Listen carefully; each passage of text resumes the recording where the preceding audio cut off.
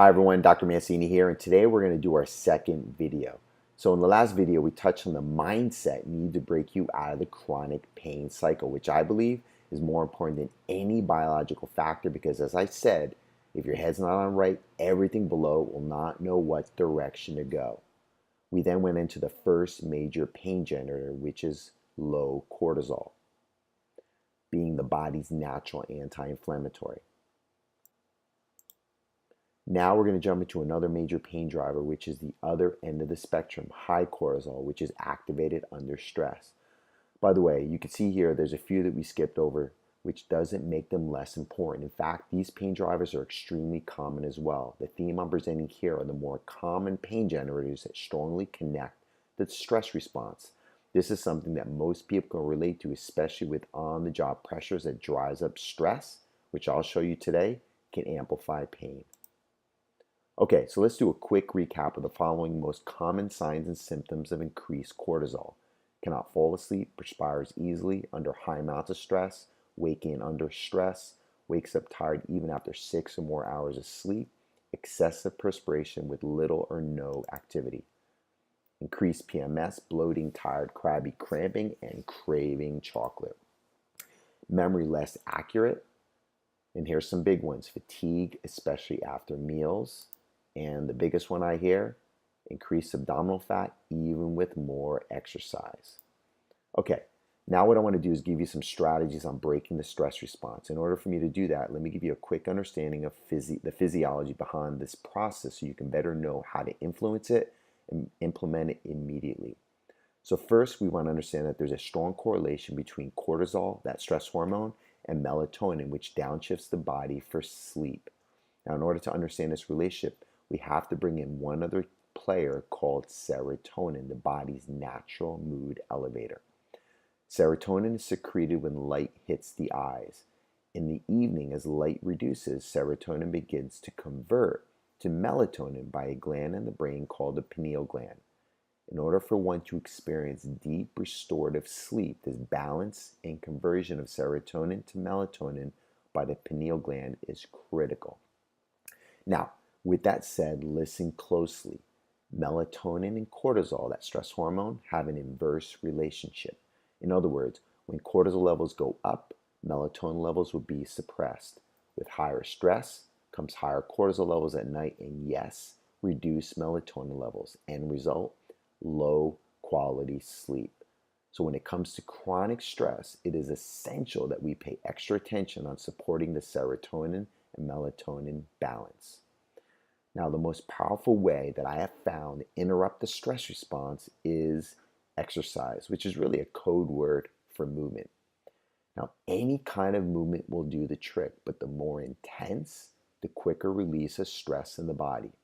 When is the best time to exercise? Well, there are basically two different times. The first is whenever you start to feel pressure, aka stress, building up in the body. What do? You stop what you're doing in that moment. Get up and move your body for at least 1 minute. Come on, I know you got 1 minute. Now, what does that look like? You can go for a brisk, fast walk, do air squats, do push-ups on the floor or against the wall, pump your arms as fast as you could, go find a space in the corner and run in place for 1 minute as fast as you can without hurting yourself. The key is to get your heart rate up in that minute. You do that, and I promise you'll feel different than you did the minute before because what you're doing is releasing the buildup of stress in the body. Think of it like pressure building up in the body. If you don't release the pressure, it accumulates as tension. And with increased tension, that pressure continues to increase, leading to pain. When you move your body, you activate the nervous system. It's like getting in the front seat of an airplane that's been set on automatic pilot, but out of control. What you're simply doing is overriding that automatic survival stress response and calming it down. In order to do that, you have to push your body and override it. This interrupts the pattern, kind of like scratching that CD or record for you oldies. When you do this, it gives the nervous system an opening to downshift. In other words, you're getting in the driver's seat to control and calm down that fight or flight response and therefore, yes, lower cortisol levels. End game, you feel less pressure, which means you feel better. In fact, I was just feeling a buildup of pressure in my body because I want to give you so much information in a short period of time. What did I do? I stopped the recording. I grabbed my jump rope. I jumped for 3 minutes hard and fast. Then I did push-ups until I couldn't do anymore. And then I did pull-ups until I couldn't do anymore. Then I finished off with 3 minutes of slow breathing. Now I'm back feeling better than ever and excited to give you this information. The difference now is that I'm in a completely different state than I was 10 minutes ago. Now, I took 10 minutes, but I promise you, 1 minute is all you need. Now, if you want to do 10, you can amplify this effect tenfold, but let's start small and build up. Bottom line, it's all about state management. You're either in that stress state or in that powerful, positive, calm, and clear-headed state.